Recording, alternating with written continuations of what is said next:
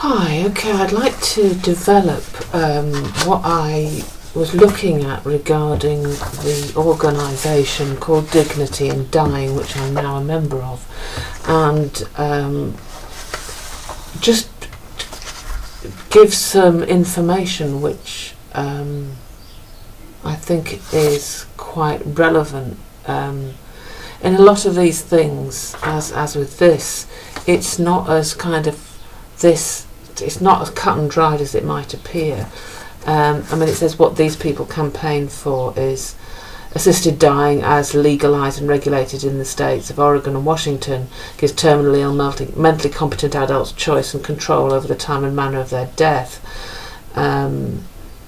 This law also ensures vulnerable people are not abandoned by healthcare professionals when they are most needed, but ensures the patient is aware of and able to discuss all care and treatment options. But what they don't campaign for is assisted suicide, which is legal in Switzerland, which allows chronically ill and disabled people who are not dying to ask for help to end their life, which I would personally support. I would support anybody's choice if that is a sort of consistent sense that they have. And it also doesn't campaign for voluntary euthanasia, legal in the Netherlands and Belgium, which I wasn't actually aware of, which allows a doctor to directly administer life-ending medication to a patient at their request. So that's interesting, and I shall do some further investigation on these countries. Because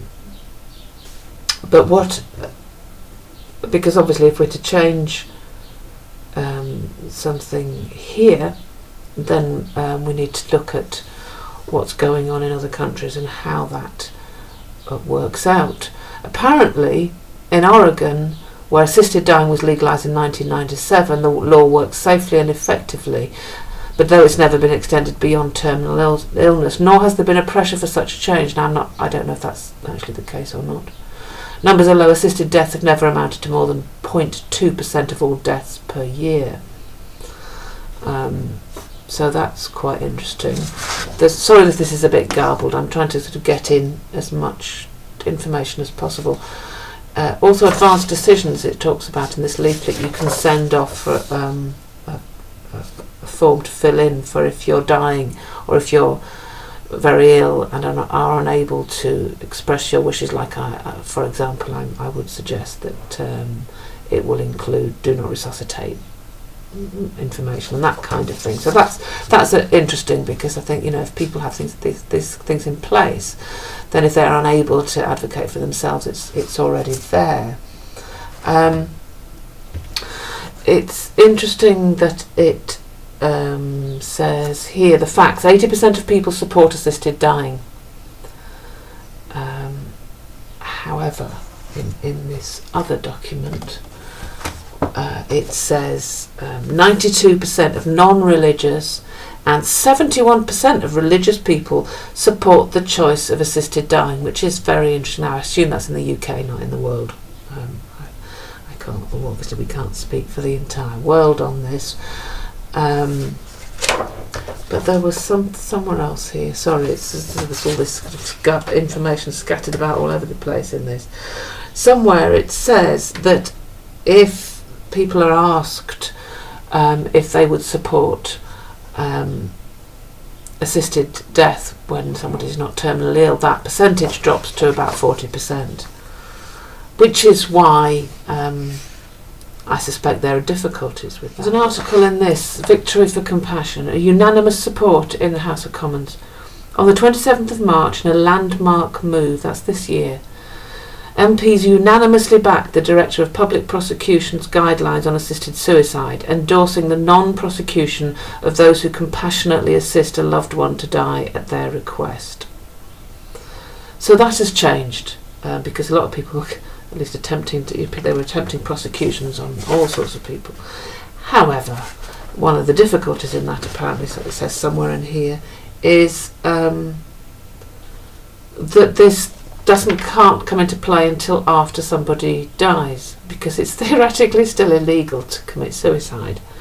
So this needs to change, and what it suggests throughout this is that you write to your MP or you make this known, which is what I'm doing, of course.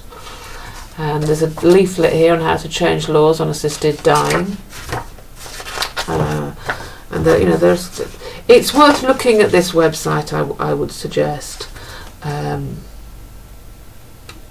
But it says, although 80% of people consistently support a change in the law, the taboo that surrounds death and assisted dying is still a huge barrier to our success.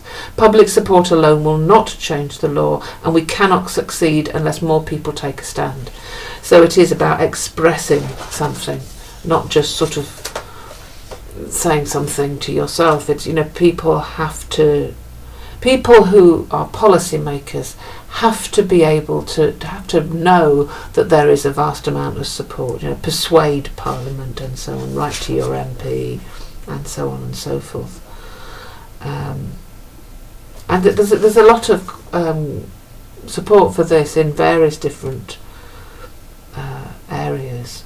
So I did originally put a link in the other video to this organisation, but I'll do it again. It's UK based, so I imagine there's a similar thing in other countries, and of course it is interesting. So I'll do a further investigation into the countries where assisted suicide is legal, and just see what the complexities of that are. So I'm doing one thing here, I shall do more further down the line.